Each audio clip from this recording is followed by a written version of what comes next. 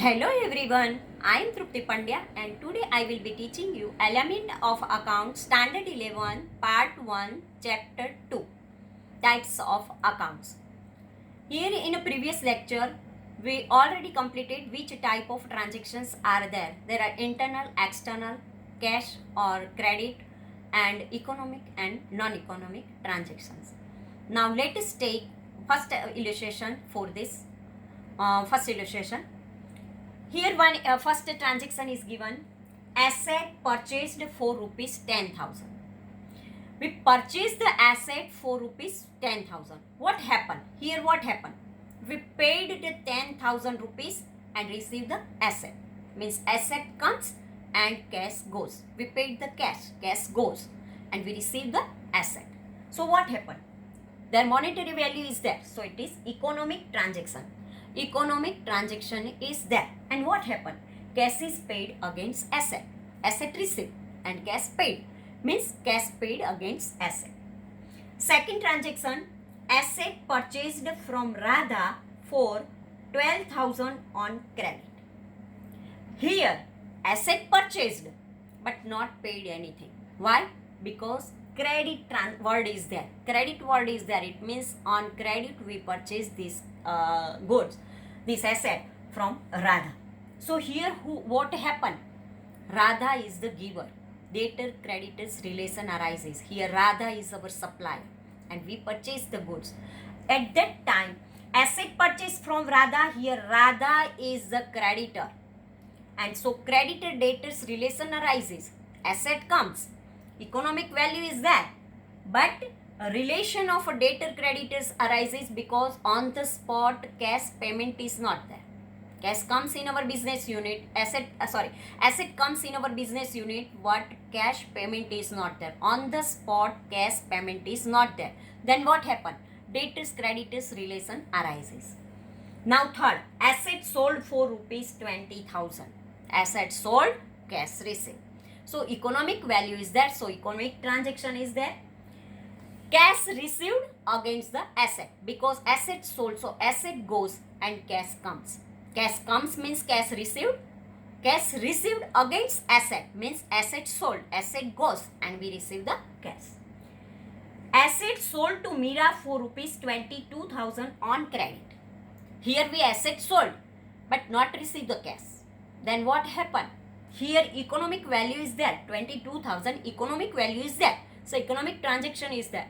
But here Mira is our debtor because we sold asset to Mira.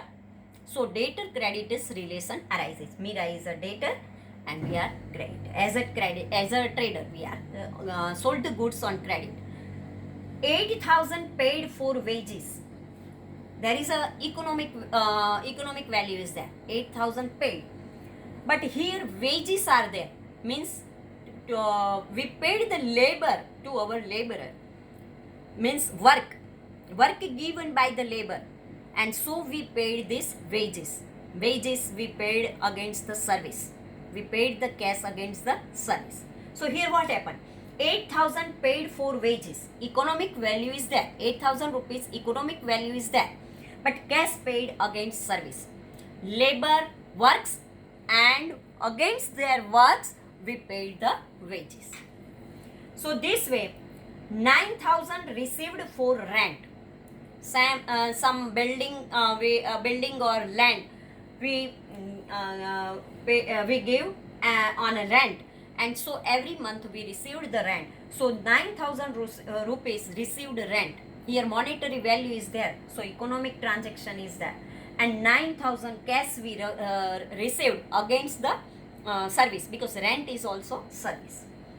Liability of 15,000 is settled. Liability means responsibility to pay the cash, and when there's 15,000 rupees liability is there, so 15,000 rupees cash we paid and liability of our rupees 15,000 rupees liability we settled. It means 15,000 rupees payment is there. So here it is also monetary value, so it is a economic transaction, and here liability paid in cash because cash payment is there. Receivable of rupees 18,000 is received. Our receivable is there.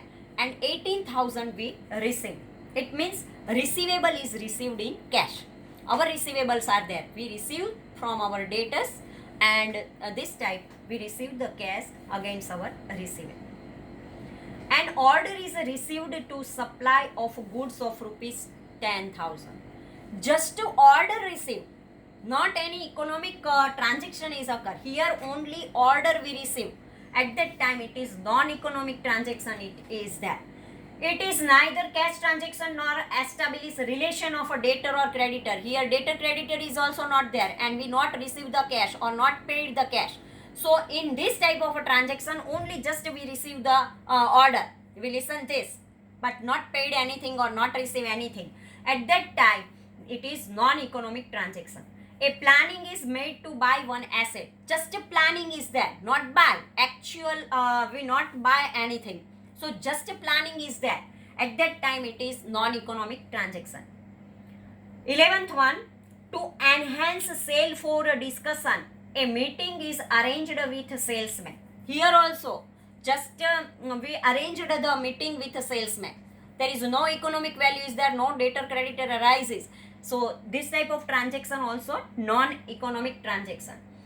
It is neither cash transaction nor establishes a relation of a debtor and creditor. It is neither cash transaction nor establish relation of a debtor and creditor. So here, to recognize economic transactions from the following two questions, when the answer of one question is yes, then the respective transactions will be treated as an economic transaction. Otherwise, it will be non-economic transaction.